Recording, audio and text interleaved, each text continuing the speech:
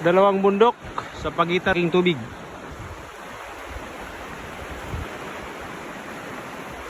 Maliit na bundok at malaki. At nasa pagitan niya ang malaking tubig. Atin itong alamin kung saan ito makikita ang isang stone map.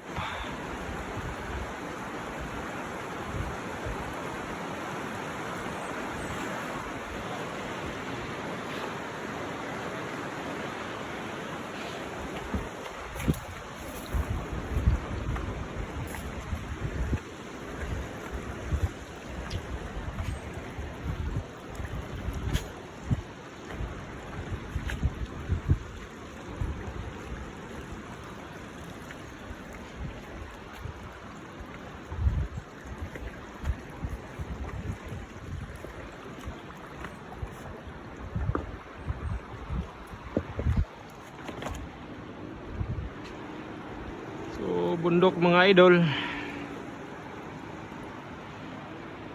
mahaba at mataas na bundok. Tapos dito maliit na bundok, tubig, nakakurbang tubig.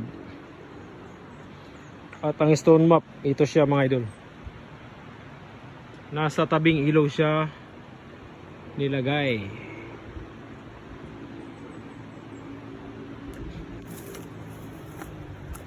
Ito yung bundok na malaki na sinasabi ko. At ito sa kabila.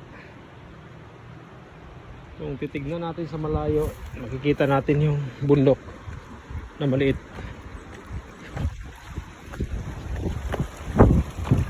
Ayan o. Maliit na bundok. Ayan. Tapos ito yung malaki. Nasa gitna yung tubig.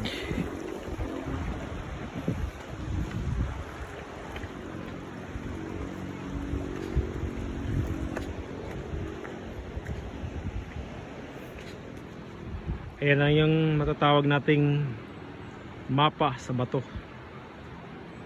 May halos 80% na kahawid pareho.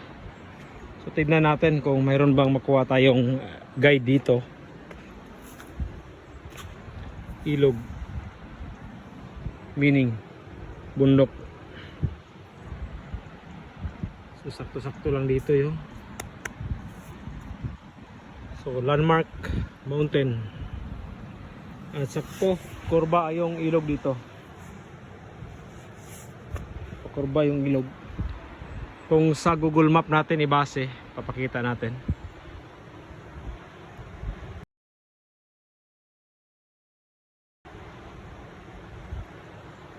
So ayan siya.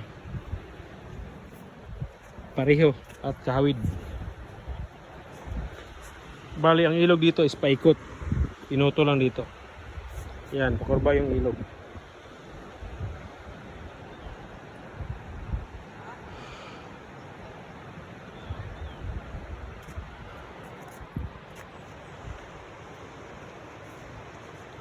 Sistema ng ilog is dalawang klase na cruising at isla dito sa gitna.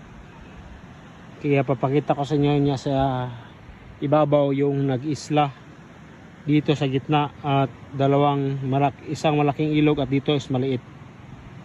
So ito is prospekto, malalim na parte.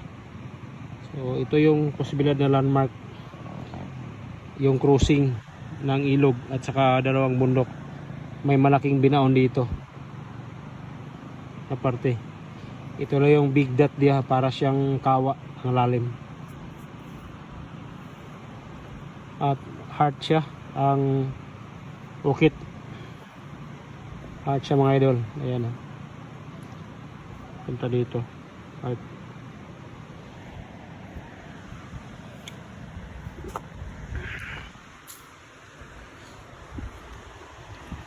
So sa lahat, yan lang yung nag-iba. Nasa kabilang parte ng ilog na manipis. Maliit na ilog na cruising. So hindi sa loob ng isla kundi nasa gilid ng tubig. Doon banda. So posibilidad andun parte yung treasure spot.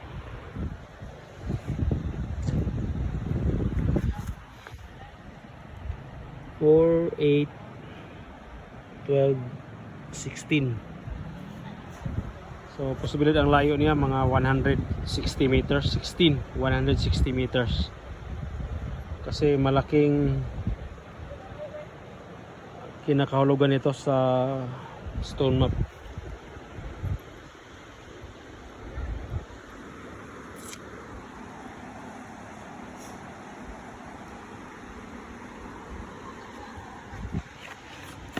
Tawas na malagay. Ada na mo tiwas?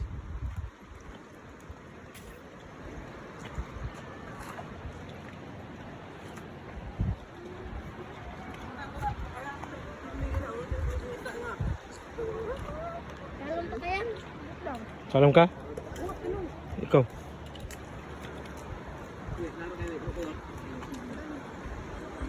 Panganiguro mo di kasi tudlo-tudlo.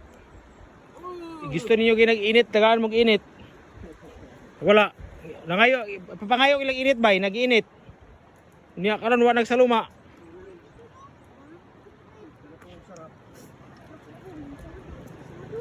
Sama na. Tirahi. Awing ana ba?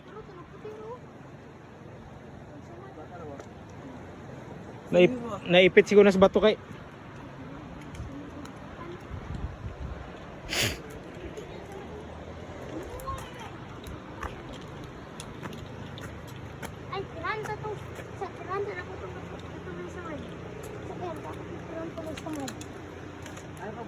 So ayan mga idol, klaro na dito ang cruising, naglitrang Y na ilog. So mo nga bukid akong gagdon mga idol, nga gamay nga bukid, bobo lang, putol. O bukid nga taas akong gagdon.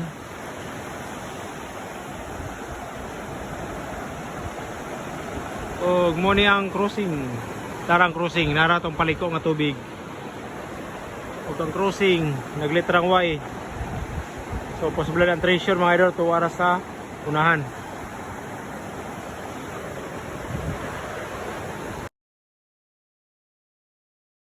So inatong taog nalinawan o naklaro para dali ra masabtan akong gipasabot tinagi sa stone map. So di lang siya stone map nga gamay lang gid siya kundi gi-represent niya ang tibok kani nga bukid. O kani nga bukid pud sa atbang natungan ang tubig nga nagkurbada, halos nagporma siyang U. Hapit siya nagpormang U mga idol.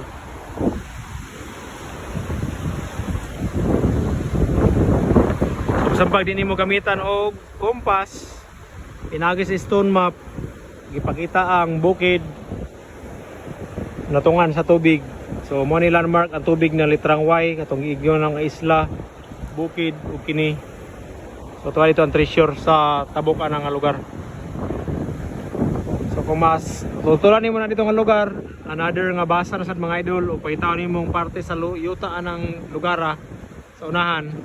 Nga laom nga para mura porma siya kawa nga gipormag heart pod, kawa nga pormag heart nga laom nga parte sa yuta, another pod nga basa dito. So kung nakita nimo stone map mo na to siya guide, timaan tong guide nga mo na siya gipakita nga bukid o nga lugar.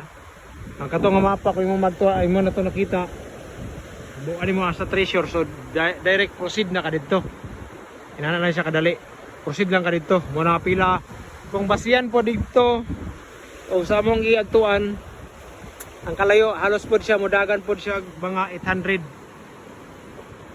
to 800 meters gikan na ning crossing pain to sa mong iagtuan mga idol. So sublin ko daghang salamat og ginat nasabtan na akong pagpasabot og sa mga dili pagid open o bukas sa ilang mga panguna na wag ito'y mahimo ninyo dia. Amping na lang mga boss, idol.